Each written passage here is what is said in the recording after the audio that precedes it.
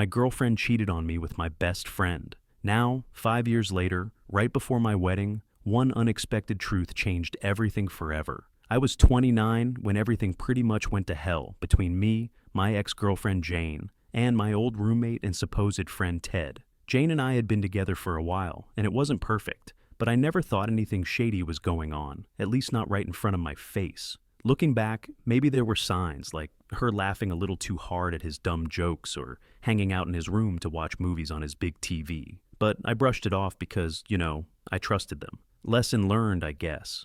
One night I got home from work, and they were both acting strange. Too nice, like they were trying too hard to pretend everything was normal. Jane was offering to make me dinner, which she never did. And Ted was asking if I wanted to go grab a burger or something. It was weird, like they were both guilty and trying to overcompensate.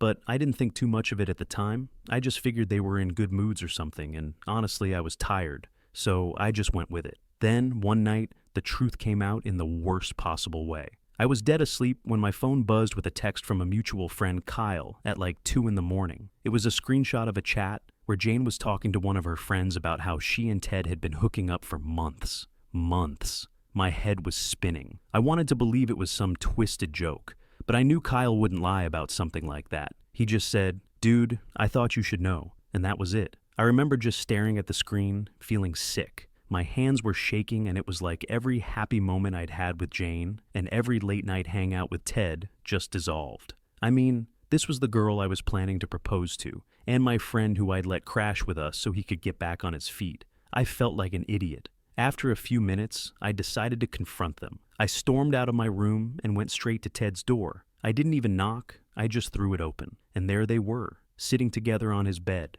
acting like two guilty kids caught with their hands in the cookie jar. The look on their faces told me everything. Jane stuttered some nonsense about how she wanted to tell me, and that it had just happened. Just happened, like I was supposed to believe that kind of garbage. I felt like everything was in slow motion. There was yelling. I don't even remember half of what I said, just that I was furious. Ted tried to act tough, telling me it wasn't a big deal because, according to him, Jane and I weren't working out anyway. Jane just sat there, looking like she was about to cry, but honestly, I didn't care. She had months to there, looking like she was about to cry, but honestly, I didn't care. She had months to talk to me if she was that unhappy, months to end things instead of doing whatever it was they were doing. When things started calming down, well, as much as they could calm down in that situation, I told them both to get out. I didn't care where they went. I just wanted them out of my sight. Ted tried to talk to me, saying he didn't mean for things to get this far, like that somehow made it better. Meanwhile, Jane just kept saying she never wanted it to happen this way. It was all excuses, all things they thought would make me feel better, I guess. But nothing they said could fix it. I ended up crashing on a friend's couch that night, just needing to be anywhere but in that apartment. The next morning, after 0 hours of sleep, I decided it was time to leave for good. I went back to the apartment to grab my stuff, and, of course, they were both still there. Jane tried to stop me from leaving, going on about how she never wanted to lose me as a friend, which is a joke, because friends don't do what she did. I threw whatever I could into bags and boxes, not even bothering to pack things neatly. I just wanted out. Ted stood in the corner, avoiding eye contact like the coward he is. Finally, I was done, and I told them both that I wanted nothing to do with them ever again. Jane looked like she wanted to say something, but I didn't stick around to hear it. I just left and didn't look back. After that, I was done with them, done with the whole scene. I didn't tell our mutual friends what happened because, honestly, I figured they'd find out soon enough. But here's the part that really stung: they didn't care. A few people reached out to say they were sorry for the drama, but when it came down to it, they chose to stay friends with Jane and Ted. I didn't know whether to laugh or be pissed, but it just confirmed what I needed to do. I cut them all off, every last one. I went back to my home state, changed my number, got rid of all my social media, and basically disappeared from that entire friend group. It felt brutal at first, like I was leaving behind everything I knew, but honestly, I knew I had to do it. I was never going to move on if I kept holding on to those people who didn't have my back. So I let go of all of it, and I never looked back, not once. It was hard, especially at first. There were days when I felt like maybe I was being too harsh, or letting my anger control me. But every time I'd even think about reaching out, Do you remember that night and how they both looked at me like I was the one out of place? Like I was ruining some love story they cooked up in their heads? I mean, really, I wasn't the one sneaking around and lying to people's faces. Life wasn't perfect right after that. I went through a rough patch, trying to rebuild things on my own, but slowly I found new friends, got my career on track, and started moving up bit by bit. I built a life I could be proud of, and eventually I met Ashley. She's everything Jane wasn't. Honest, loyal, and yeah, actually respectful of the people in her life. She knew about my past and was cool with how things were. She respected that I'd left all that behind me and never tried to dig it back up. And with her, I actually started to feel happy again. So, here I was years after the fact, engaged to the most amazing woman I could imagine, and miles away from the drama. I thought I was free and clear, that I'd put all that baggage behind me for good. But as it turns out, I was wrong. Jane and Ted weren't finished with me just yet. Alright, so I'm finally in a good place, right? After everything that happened with Jane and Ted, I put that mess behind me, cut off all ties, and moved on with my life. I was happily engaged to Ashley and honestly thought I'd close that chapter for good, but it turns out that wasn't going to be the case. It all started with one simple post. I'm not a huge social media guy, but I figured, hey, why not share some good news? So I posted a picture of me and Ashley with a simple caption about our engagement. Just a quick shot of us looking happy, nothing too flashy. I figured it would get a few likes from family and the handful of friends I still keep in touch with. But that's it. Little did I know that post was the spark that would drag all that old drama right back into my life. A couple of days after I posted, I got a random message notification. I glanced at my phone, and there it was. A message from Jane. I almost dropped my phone. I mean, after years of dead silence out of nowhere, she decides to pop back up. I didn't even open it, I just stared at her name, and all those old feelings came rushing back. The anger, the betrayal, everything. My gut reaction was just to delete it, but I sat there for a second trying to figure out why on earth she'd reach out now. I hadn't thought about her in ages, and I was happy with Ashley, so I didn't need any closure or whatever. I wasn't interested in hearing her side, her excuses, nothing. I'd made my peace a long time ago, so without opening the message, I blocked her. Problem solved, right? Or so I thought. I told Ashley about it that night. I didn't want any secrets between us, especially with something that felt like a weird blast from the past. She just laughed it off and said, I did the right thing, just in case she blocked Jane too. We both figured that would be the end of it. Jane got her closure or whatever, and could move on too. But then the fake profiles started popping up. At first I didn't notice because, like I said, I'm not big on social media, but Ashley was getting weird friend requests from random accounts with 0 posts and some generic profile picture. She's smart though, so she didn't accept any of them. After a few, she started suspecting it might be Jane, and I couldn't help but agree. I mean, who else would be that persistent? It was honestly just annoying more than anything. I hadn't thought about Jane in so long, and now here she was, playing games and trying to get my attention, like we were still in high school. Eventually, I just decided to delete my social media entirely. No point keeping it around if it was just going to be used as a way for her to poke at me. I figured if I wasn't online, she'd have no choice but to drop it. Before I deleted my account, I sent a quick message from one of her fake profiles that had finally messaged me directly. I told her to leave me alone and that I wanted nothing to do with her. I didn't even give her time to respond.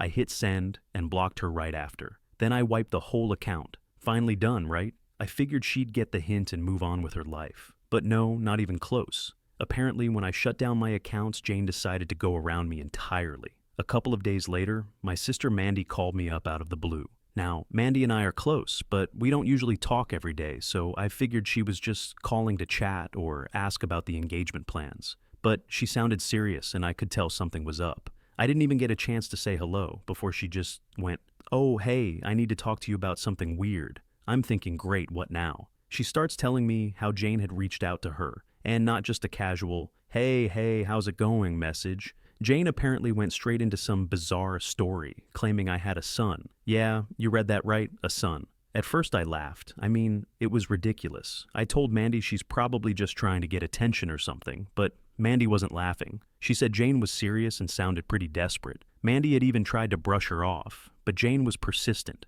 She'd send her pictures of this kid, saying how much he looked like me, talking about how she never wanted to keep this a secret, blah, blah, blah. I didn't buy it. The way I saw it, this was just Jane's last-ditch effort to get my attention. I mean, if this was true, she had years to come forward. If this kid was mine, wouldn't she have tried to contact me about child support, or at least told me when she found out she was pregnant? It made no sense to me, and I told Mandy as much, but Mandy said Jane seemed pretty insistent. I could tell Mandy wasn't sure what to believe either, which only made it weirder. The whole thing messed with my head. I tried to brush it off as another one of Jane's lies, but a part of me was stuck on the what if. Like, what if she was actually telling the truth? The timing seemed way too convenient, and I wasn't exactly in the mood to believe anything that came out of her mouth. But the idea of having a kid out there, it's not something you can just ignore. For the next few days, I couldn't focus. I'd be at work, and my mind would wander back to Jane and this supposed son. Ashley noticed I was acting off and kept asking me if I was okay. I didn't want to drag her into the mess, so I just said I was dealing with some work stress, but in reality, my mind was all over the place. The thought of a kid, my kid, possibly being out there, it didn't sit right. Finally, I decided I couldn't just ignore it. I wanted to make sure Jane didn't somehow show up at our door next. I had to put an end to this once and for all, one way or another. So I called up a lawyer. I didn't want to deal with her directly, but I figured a lawyer could send a letter, something official, to tell her to back off. I just wanted her out of my life. No more games, no more drama. I was moving forward with Ashley, and I didn't need my past dragging me back. I explained everything to the lawyer, all the messages, the fake profiles, and finally the "and me have a son" a message. He listened and nodded, saying he'd take care of it. He said he'd send her a letter asking her to provide proof if she was serious, otherwise to leave me alone. It was a relief to hand it off to someone else. I didn't want to deal with Jane myself, and having a lawyer on it made me feel like this was finally going to be handled.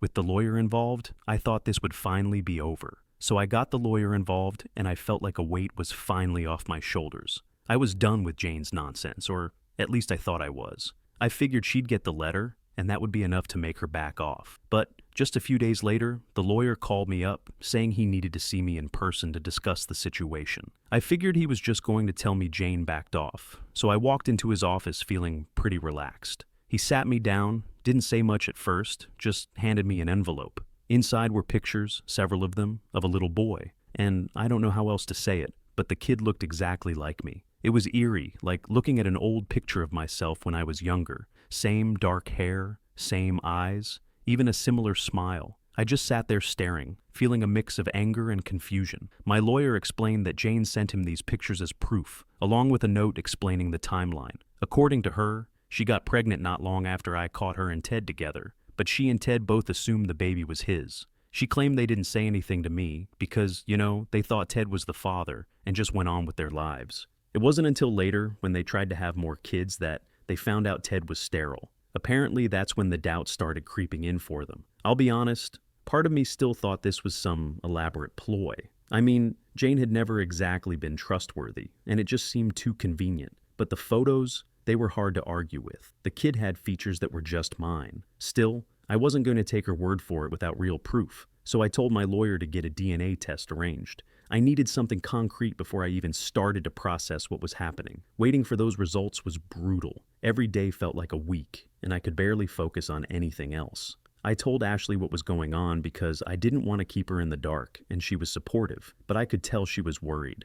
I mean, this wasn't just some random drama. If this kid was mine, it was going to change everything. She stuck by me, though, reassuring me that whatever happened, we'd handle it together. After what felt like forever, the results finally came in. My lawyer called me and said, "It's a match." I didn't know what to feel. Relief, shock, anger, maybe a mix of all of it. Here I was just finding out I had a son I'd never known about. A son who'd been raised thinking Ted was his father, who had no idea who I was. It's one thing to find out you're a dad. It's another to realize you've missed the first 5 years of your kid's life because someone kept it from you. My head was spinning. I tried to wrap my mind around the fact that this little boy was mine, that I had a son. But then, almost immediately, my thoughts went to Ted. How had he gone along with all this? Raising my kid as his own, while knowing there was a chance it wasn't his. And Jane, she'd had years to come clean, years to at least give me a heads up. But instead, she kept it buried, only coming forward now that she saw I was doing well.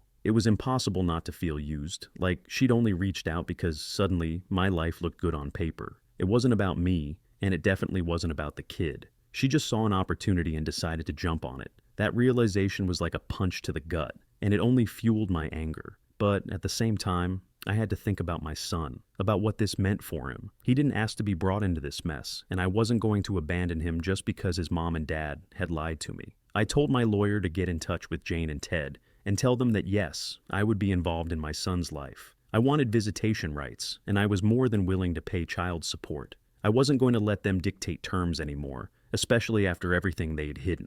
But as soon as my lawyer mentioned visitation, Ted lost it. From what my lawyer told me, Ted insisted he was the kid's real dad and didn't want me around his son. I mean, talk about audacity. The guy cheats with my girlfriend, raises my son without saying a word to me, and now wants to pretend I don't exist. I was fuming. I told my lawyer to tell Ted that if I'm paying child support, I'm not just some random check in the mail. I was going to be a part of my son's life, whether he liked it or not. Of course, Jane jumped in, trying to smooth things over. She suggested we could work something out where I'd pay, but maybe visitation could be discreet to avoid confusing the kid. I wasn't having it. If they wanted money, they'd better be prepared to let me be there as his father, plain and simple. And if they refused, I'd start a savings account for my son and let him access it when he turned 18. But I wasn't going to play along with whatever twisted setup they had in mind. The whole situation felt surreal. Here I was, ready to be a dad, something I never thought I'd have to think about so soon, and all I got was pushback. I couldn't understand their logic. They wanted my money, but didn't want me involved. It felt like they were trying to pick and choose the parts of me they wanted in their lives, as if I was just some wallet they could call up when it suited them. I wasn't about to stand for it. I decided to push harder. I told my lawyer to make it clear that if I was going to pay child support, I'd pursue full visitation rights or whatever rights I was entitled to as his biological father. I wasn't going to let them turn me into some background character in my son's life, and if they didn't agree, then they'd get nothing from me financially. I'd rather save up for my son's future than let them control this situation. Jane and Ted threw every guilt trip in the book, calling me selfish and saying I was just trying to ruin their family. It's honestly ridiculous coming from the two people who hid a whole kid from me. Selfish? If anything, they were the selfish ones, pretending they were this picture-perfect family while knowing the truth the whole time. So, here I am, ready to fight for my son. I don't know how this will play out, but I know one thing. I'm not letting them push me out of his life. They may have kept him from me for 5 years, but I'll be damned if I let them keep him from me any longer. After telling my lawyer I was in for the long haul, we got serious about what I could actually do here. I mean, legally it's not as straightforward as you'd think. We got serious about what I could actually do here. I mean, legally it's not as straightforward as you'd think. Jane and Ted had a head start, 5 whole years, and because Ted was on the birth certificate, he was considered the legal dad. My lawyer explained that in situations like this, even though I'm the biological father, it's not a simple matter to just step in and get full rights. It was going to take time, money, and, well, a lot of patience. And patience is not exactly my strong suit. Jane and Ted didn't make it easy either. My lawyer reached out to set up a meeting to discuss visitation, but Ted refused to even sit down. He sent a long, dramatic email about how he's the only dad my son has ever known, and he didn't want to disrupt the kid's life by letting me into it. He actually used the word in disrupt, like my son was some project he was working on, and didn't want me to mess up. This guy.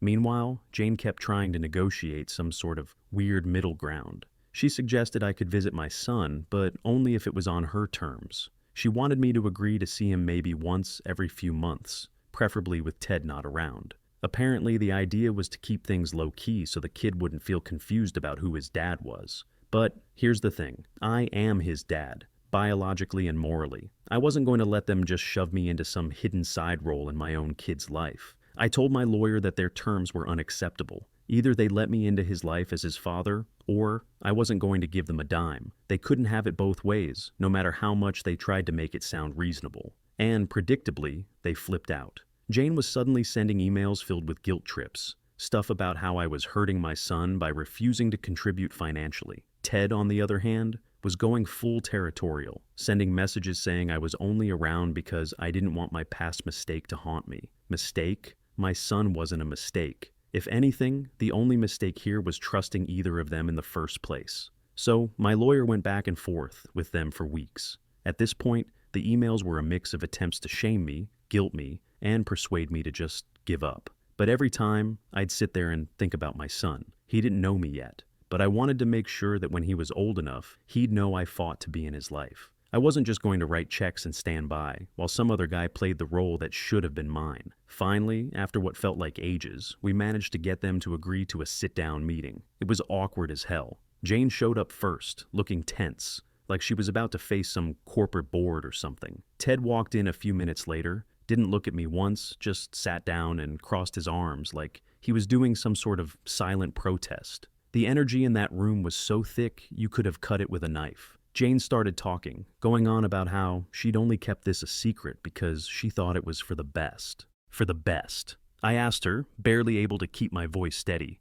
how was keeping a kid from his father for 5 years for the best? She stammered through some excuse about thinking Ted was his dad and how she didn't want to complicate things by bringing me into it. Then Ted chimed in, finally deciding to speak, and he was in full-on defensive mode. And I raised him. I taught him to ride his bike. I've been there for every scraped knee, every school project, he said, like I was some intruder trying to steal his kid. The thing is, I get it. He's been there, he's done the dad stuff. But that doesn't change the fact that I'm the biological father, and I deserve the chance to be there too. We argued for hours, back and forth, until it felt like we were just repeating ourselves. They kept circling back to the idea of what's best for him, but what they really meant wasn't what's best for us. They wanted me in the background, out of sight, just the bank account they could tap into whenever they wanted. They kept throwing in lines like, well, we don't want to confuse him, but the kid's 5 years old. He's going to get curious about me eventually. How long did they plan on keeping this up? Finally, my lawyer stepped in, laying out our terms clearly. If they wanted child support, then I'd have to be allowed regular visitation, plain and simple. Ted looked like he was ready to explode, but I wasn't backing down. This wasn't about them anymore. It was about my son and my right to be in his life. Jane tried one last play, saying maybe we could revisit the idea in a year or two, once my son was more used to things. But I was done compromising. I told them that if I didn't get fair visitation, I'd start a savings account for him instead. He'd have that money waiting for him when he turned 18, and he'd know that I tried to be there. I wasn't going to just fund their family while they pretended I didn't exist. When I said that, Jane's face fell. I could tell she hadn't expected me to be so firm. Maybe she thought I'd fold and just pay up to avoid the hassle. But that wasn't going to happen. I wasn't going to be some distant ghost in my son's life just because it was more convenient for them. I wanted him to know me, to know that I was there and that I cared enough to fight for him. The meeting ended with no real resolution, and it was frustrating to say the least. But I left feeling like I'd made my stance clear. They knew I wasn't just going to disappear into the background, no matter how much they wanted that. And if they wanted my financial support, they were going to have to give a little too. As I walked out of that room, I felt this mix of anger and sadness. Anger because of everything they put me through, and sadness because, in a twisted way, Ted was right. He'd been there for those years that I couldn't be, and nothing I did would change that. But that didn't mean I was going to give up. I was going to be in my son's life, whether they liked it or not. Walking out of that tense meeting, I felt drained but determined. It was clear by then that Jane and Ted would make this as difficult as possible, but I knew I couldn't just walk away from my son. The stakes were too high, and I wasn't about to let them decide my involvement on their terms. But honestly, the frustration was eating at me. It felt like every step forward got blocked by their stubbornness. A couple of weeks went by, and things went mostly quiet. My lawyer and I were still working on getting visitation rights officially lined up, and I was prepared to go to court if that's what it took. I didn't care about the hassle anymore. I just wanted to be there for my son. But then Jane tried another tactic, a message, this time without any legal stuff involved. She sent it directly to me, bypassing my lawyer, which caught me off guard. It was like she was trying to appeal to me personally, hoping to find some common ground, or maybe convince me to change my stance. Her message started out friendly, which threw me. She said something along the lines of, "T, when I've been thinking about things, and I realize this has all been hard on you too." She went on about how she didn't intend to hurt me back then, and that, in some twisted way, she thought she was doing what was best for our son. She added that Ted was still having a hard time accepting the situation and felt threatened by me suddenly being in the picture. I'll admit, part of me wondered if she was genuinely trying to make things right, but the other part of me knew better. It wasn't like she suddenly developed a conscience overnight. She'd hidden my son from me for years, let Ted play dad, and only came clean when it was convenient for her. Her message felt more like another angle she was working than an actual apology. Still, I kept reading, wanting to see where she was going with it. Then she dropped what I think was her real point. She suggested a compromise. She said she could see me having a relationship with our son, but only if I agreed to limit it to a few visits a year and avoid telling him the truth about who I was. She called it a chance to keep things peaceful for everyone. She painted it like she was doing me a favor, offering me this tiny role in my own son's life while keeping Ted as the main figure. At that moment, any thought I'd had about giving her the benefit of the doubt went straight out the window. A few visits a year, and some silent role. I wasn't about to be a glorified uncle in my own son's life. If she thought I'd be okay with that, she clearly didn't know me at all. I fired back a message that was short and direct. If I'm paying child support, I'm his dad. Period. Take it or leave it. She didn't reply, and I figured that was the end of that conversation. A couple more days went by, and just when I thought things were cooling off, Ted called. This was the first time I'd actually heard his voice in years, and to be honest, it sent a rush of anger through me. But I forced myself to stay calm and let him speak. He started by saying he wanted to clear the air and that he thought we could find a way to work this out like adults. I had my doubts, but I kept listening. He admitted that he'd struggled with the whole situation and that he was trying to come to terms with it. He even threw in some comments about how he respected that I wanted to step up and be involved. But then he got to the real point. He said he was afraid that my involvement would confuse our son, that it might make him feel like he had two dads, which, according to Ted, wasn't healthy for a kid his age. I'll be real, he almost had me with the let's work this out like adults an angle. But the more he talked, the more it became clear he was just trying to get me to back off. He wasn't interested in finding common ground. He was interested in keeping things exactly how he wanted them, with me in the background. I cut him off mid-sentence and told him straight up, if I'm going to be paying, I'm going to be a part of his life. I'm not here to make things easy for you or for Jane. This is about my son. Ted tried to jump back in, saying something about how I was ruining a family, but I wasn't having it.